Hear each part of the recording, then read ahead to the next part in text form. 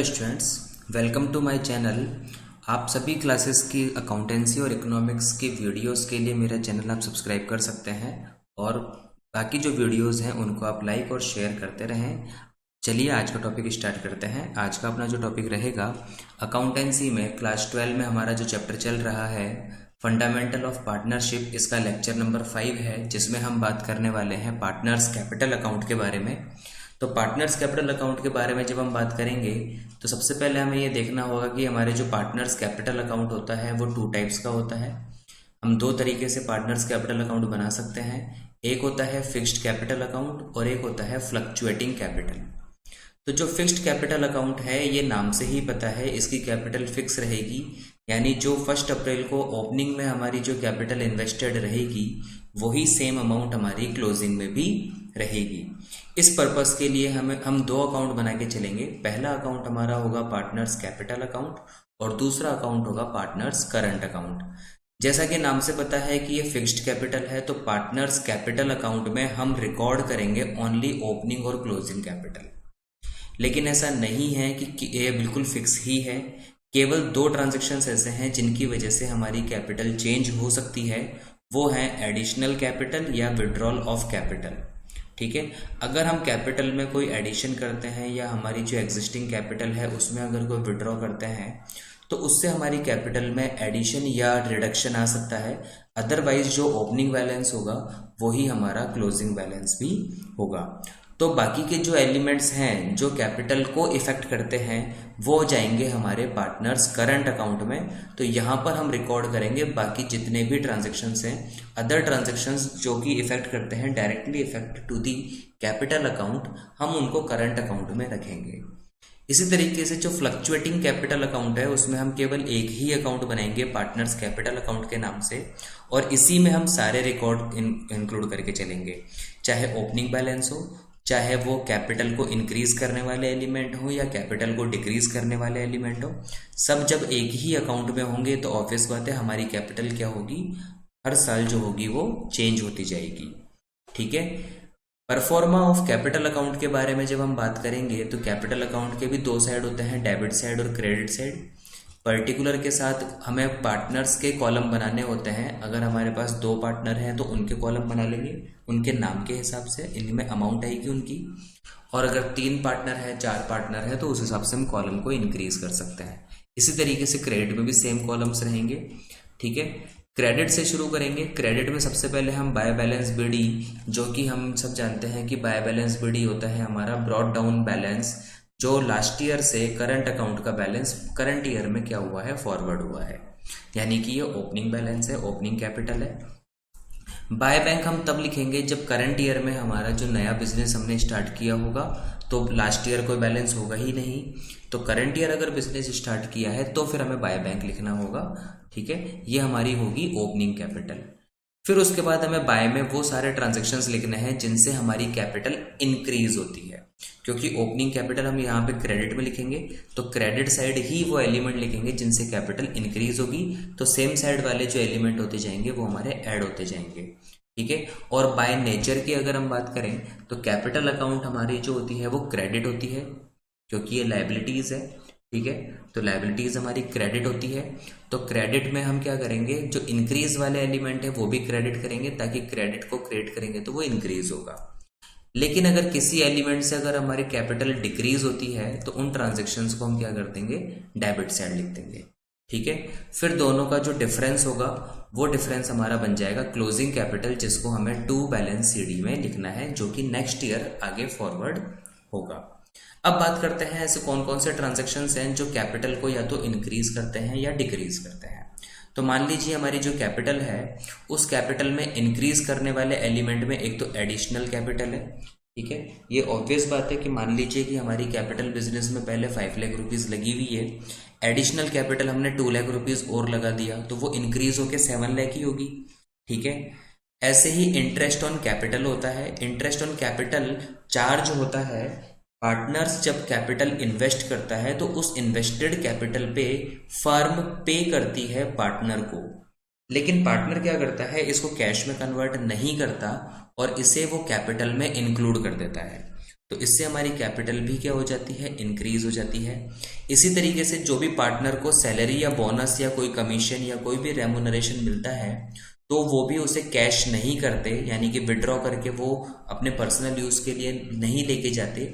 वो salary amount को और बोनस अमाउंट को भी अपनी कैपिटल में इंक्लूड कर देते हैं, यानी कि वो अपनी पार्टनरशिप फर्म से उसे विड्रॉ नहीं करते, तो वो उसकी कैपिटल में ऐड कर दिया जाएगा, तो कैपिटल इंक्रीज हो जाएगी। अगर पार्टनर को कोई प्रॉफिट होता है तो वो प्रॉफिट भी वो विड्रॉ नहीं करेगा, ठीक है, तो वो प्रॉफिट भी उसकी कैपिटल में ऐड कर दिया जाएगा।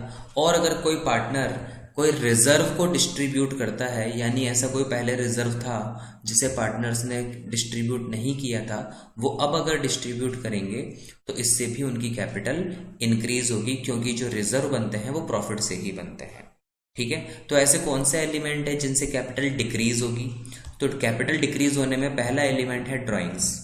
अगर हम कैपिटल में से कुछ अमाउंट अगर हम पर्सनल यूज़ के लिए या डोमेस्टिक यूज़ के लिए फर्म से विड्रॉ करते हैं तो वो हमारा हो जाएगा कैपिटल का रिडक्शन, यानी वो हमारी कैपिटल में कमी करेगा। सेकंड थिंग है इंटरेस्ट ऑन ड्राइंग।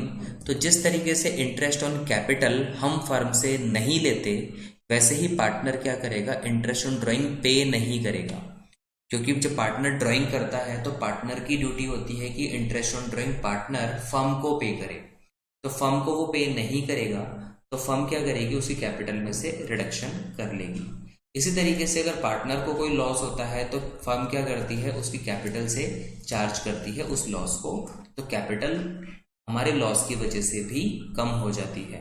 तो इन शॉर्ट अगर आप याद रखना चाहें तो बहुत इजी है, डी फॉर डिक्रीज होता है, ऐसे डी से ड्राइंग होता है, और बहुत शॉर्टकट के साथ याद रख सकते हैं DIL, यानी कि ड्राइंग, इंटरेस्ट ऑन ड्राइंग और लॉस इन शॉर्ट बन जाता है दिल, ठीक है।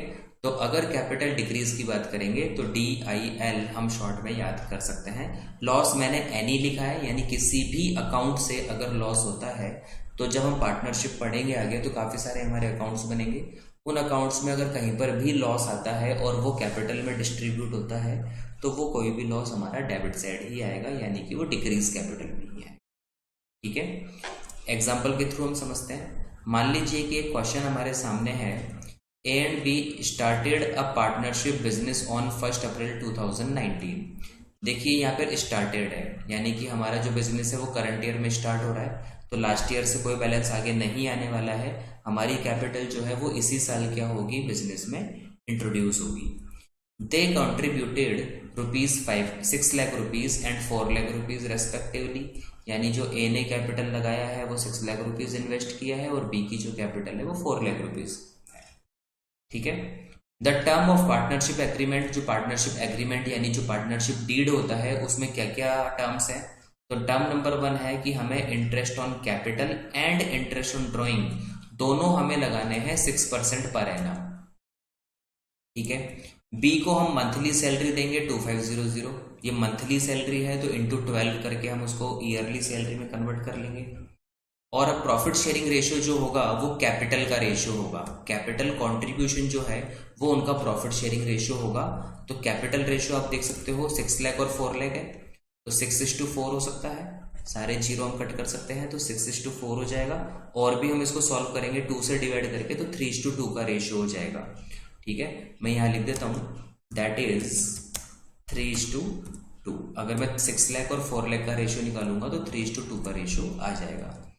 प्रॉफिट हमें दिया हुआ है फर्म का before making above appropriations was 2,07,400। ये हमारा नेट प्रॉफिट है जो P&L से आगे आएगा, P&L एप्रोप्रिएशन में हमें लेना पड़ेगा। दोनों पार्टनर्स की ड्राइंग हमें दे रखी है, ए की ड्राइंग हमें दे रखी है 48,000 एंड बी की हमें दे रखी है 40,000 रेस्पेक्टिवली, यानी ये सिंगल ड्राइंग है, ठीक है। इंटरेस्ट ऑन ड्राइंग हमें खुद ने अमाउंट निकाल के दिया हुआ है 1500 एंड ए के लिए और 1100 बी के लिए, तो हमें कैलकुलेट करने की रिक्वायरमेंट नहीं होगी। इसी तरीके से हमें प्रिपेयर करना है एक तो P&L एप्रोप्रिएशन अकाउंट और एक प्रिपेयर करना है पार्टनर्स कैपिटल अकाउंट। वैसे अगर अब मैं आपको बताऊं तो ये हमें पहचानना बहुत इजी है कि ये फिक्स्ड कैपिटल है या फ्लक्चुएटिंग कैपिटल है। अगर पूरे क्वेश्चन में कहीं पर भी फिक्स्ड कैपिटल वर्ड होगा तो फिक्स्ड मेथड होगा, या फिर कहीं पर भी करंट अकाउंट का बैलेंस दिया हुआ होगा तो वो फिक्स्ड मेथड होगा। अगर ऐसा दोनों एलिमेंट नहीं है, यानी कि फिक्स्ड कैपिटल वर्ड भी कहीं नहीं है, करंट अकाउंट वर्ड भी कहीं नहीं है, तो वो फ्लक्चुएटिंग मेथड में ही आएगा। हालांकि इसमें आगे लिखा हुआ है assuming that their capital R fluctuating. अगर ये वर्ड नहीं भी होता तो ये फ्लक्चुएटिंग ही होता, क्योंकि पूरे क्वेश्चन में कहीं पर भी फिक्स्ड कैपिटल नहीं है और कहीं पर भी कैपिटल करंट अकाउंट का बैलेंस नहीं दिया हुआ है। अगर ये दोनों में से कुछ भी होगा तो फिक्स्ड मेथड में आएगा। ठीक है, तो सबसे पहले हम क्या करेंगे, हम सॉल्यूशन की जब हम बात करेंगे तो सॉल्यूशन में सबसे पहले हमें partner P and L appropriation account बनाना होता है। तो P and L appropriation account में लास्ट लेक्चर में बता चुका हूं, तो यहाँ पर थोड़ा शॉर्ट में मैं बता देता हूँ। सबसे पहले मैंने बाय पी एंड एल मुझे लिखना है नेट प्रॉफिट जो मेरा पी एंड एल से आएगा 2,07,400 एज पर क्वेश्चन। उसके बाद जो आईओडी हमें क्वेश्चन में दिया हुआ था इंटरेस्ट ऑन ड्राइंग, ए का 1500 और बी का 1100, वो एज इट इज हम क्या करेंगे, जो हमें क्वेश्चन में दिया हुआ है वो एज इट इज हम क्या करेंगे, क्रेडिट साइड लिख देंगे इनकम के तौर पे। बी को सैलरी हमारी 30,000 हो जाएगी, क्योंकि 2500 पर मंथ है, तो 2500 इंटू 12 करेंगे 30,000 हो जाएगा। आईओसी की जब हम बात करेंगे तो 6 लाख का 6%, क्योंकि 6% आईओसी है, तो 6 लाख इंटू 6% करेंगे तो 36,000 हो जाएगा। और 4 लाख का अगर हम निकालेंगे 6% तो ये हमारा हो जाएगा 4 इंटू 6 24, यानी कि 24,000 हमारा आईओसी हो जाएगा। ठीक है, डिफरेंस हम लेंगे तो 1,20,000 का हमें प्रॉफिट होगा, जो कि हम 3:2 के रेशियो में डिवाइड करेंगे, जो कि इनका कैपिटल रेशियो है। ठीक है, कैलकुलेशंस के लिए एक बार देख लेते हैं। बी की सैलरी हमने निकाली है 2500 इंटू 12, आईओसी हमने निकाला है 6 लाख का 6% 36,000 और 4 लाख का 6% 24,000। प्रॉफिट डिस्ट्रीब्यूशन हमने किया है 1,20,000 का 3/5 ए को दिया है और 1,20,000 का 2/5 बी को दिया है, जो कि इनका कैपिटल रेशियो है। तो अब बात करेंगे पार्टनर्स कैपिटल अकाउंट की, कि पार्टनर्स कैपिटल अकाउंट में ऐसे कौन कौन से एलिमेंट्स है जो यहाँ पर इंक्लूड किए जाएंगे। ठीक है, तो देखते हैं। तो पार्टनर्स कैपिटल अकाउंट हमने यहाँ पे फॉर्मेट बना लिया है, पार्टनर्स कैपिटल अकाउंट। ठीक है, इसके लेफ्ट और राइट में हम क्या करेंगे, डेबिट लिख देंगे लेफ्ट में, और राइट में हम लिख देंगे सीआर, यानी कि इसके क्रेडिट साइड आ जाएगा इधर। ठीक है, इसके बाद सबसे पहले हमने लिखा बाय बैंक, क्योंकि क्रेडिट साइड जो होती है वो हमारी कैपिटल इंक्रीज वाली साइड होती है। ठीक है, तो बाय बैंक क्योंकि हमने नया बिजनेस स्टार्ट किया था, इनकी कैपिटल आ जाएगी 6 लाख और 4 लाख, ए की 6 लाख बी की 4 लाख। ठीक है, उसके बाद कौन कौन से एलिमेंट है तो हम यहाँ पे देख सकते हैं, देखो बी की सैलरी है, आईओसी है और प्रॉफिट डिस्ट्रीब्यूशन है। तो ये तीनों वो एलिमेंट है जो हमारी कैपिटल को इंक्रीज करते हैं। तो ये तीनों के तीनों एलिमेंट हमारे क्रेडिट साइड आएंगे। तो बी की सैलरी आ चुकी है, देखो बी की सैलरी आ चुकी है 30,000, आईओसी आ चुका है जो हमने कैलकुलेट किया था 36 और 24,000, और प्रॉफिट आ चुका है 72,000 और 48,000 जो हमने कैलकुलेट किया था। ठीक है, टोटल आ गया। इसके बाद देखो डिक्रीज की अगर हम बात करेंगे, debit side, D4 debit side होगा, D4 ड्राइंग से स्टार्ट होगा और D4 डिक्रीज, यानी कि जो हमारी कैपिटल होगी वो डिक्रीज होगी। और उसके भी मैंने शॉर्टकट बता दिया था DIL। तो ड्राइंग सबसे पहले, तो ड्राइंग हमें दिया हुआ है 48,000 40,000 एज पर क्वेश्चन। आईओडी भी एज पर क्वेश्चन है 1500 और 1100। लॉस यहाँ पे हुआ नहीं है क्योंकि यहाँ पे प्रॉफिट हुआ है, तो ऑब्वियस बात है लॉस नहीं होगा, दो में से एक ही चीज होगी। बस अब हमें क्या करना है, जो क्रेडिट का टोटल आया है उसमें से हमें ये जो डेबिट के जो दो एलिमेंट है इनको आपको लेस कर देना है। तो बैलेंसिंग फिगर आपका आ जाएगा, क्लोजिंग कैपिटल आ जाएगी 6,58,500 ए की और 4,60,900 बी के लिए। ठीक है, आई थिंक ये बिल्कुल क्लियर हो गया होगा। बस जैसे ए है तो 6,36,000 और 72,000 ऐड करेंगे तो 7,08,000 आएगा। इस 7,08,000 में 48,000 और 1,500 हम लेस कर देंगे तो बैलेंसिंग फिगर बचेगा हमारा 6,58,500 and same is for B. ठीक है, लेकिन हम मान लेते हैं कि वैसे तो ये क्वेश्चन यहाँ पे खत्म हो चुका है, लेकिन हम मान लेते हैं कि हम यहाँ पे अज्यूम कर लेते हैं कि मान लो कि अगर क्वेश्चन के एंड में ये लिखा होता कि हमारी जो कैपिटल है वो फिक्स है, तो फिर कैसे अकाउंट हम बनाते।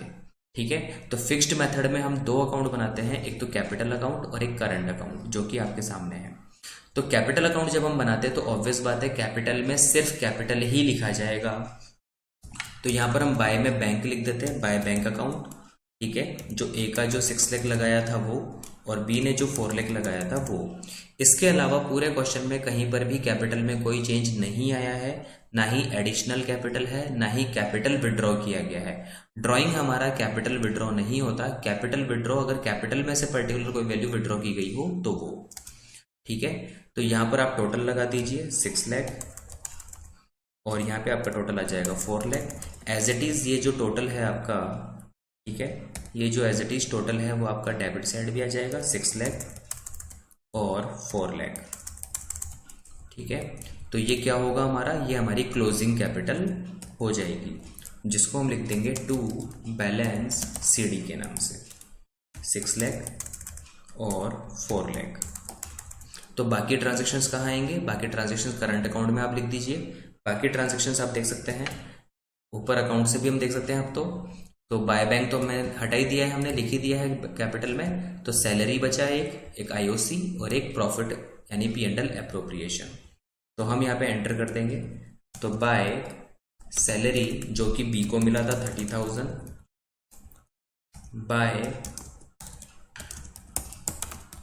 इंटरेस्ट ऑन कैपिटल जो कि 36,000 ए का है, 24,000 बी का है, और बाय P&L एप्रोप्रिएशन अकाउंट, जो P&L एप्रोप्रिएशन से जो प्रॉफिट हुआ है उनसे भी हमारी कैपिटल इंक्रीज होगी, जो कि 72,000 और 48,000 रहा था। इसके बाद आप इसका टोटल लगा दीजिए, ठीक है। तो 36 और 72 टोटल हो जाएगा 1,08,000, और 30,000, 24,000 और 48,000 अपना जो टोटल हो जाएगा ये हो जाएगा आपका 1,02,000, 1,02,000, ठीक है। तो एज पर ये देख सकते हैं आप यहाँ पे। तो बस केवल ये 4 लाख हमने यहाँ से हटा दिया, बाकी के सेम एलिमेंट हमने एज इट इज ले लिए हैं। इसके बाद जो डेबिट साइड के एलिमेंट थे वो एज इट इज आ जाएंगे डेबिट साइड। टू ड्राइंग जो इन्होंने किया था, तो ए ने ड्राइंग किया था 48,000 का, बी ने ड्राइंग किया था 40,000 का।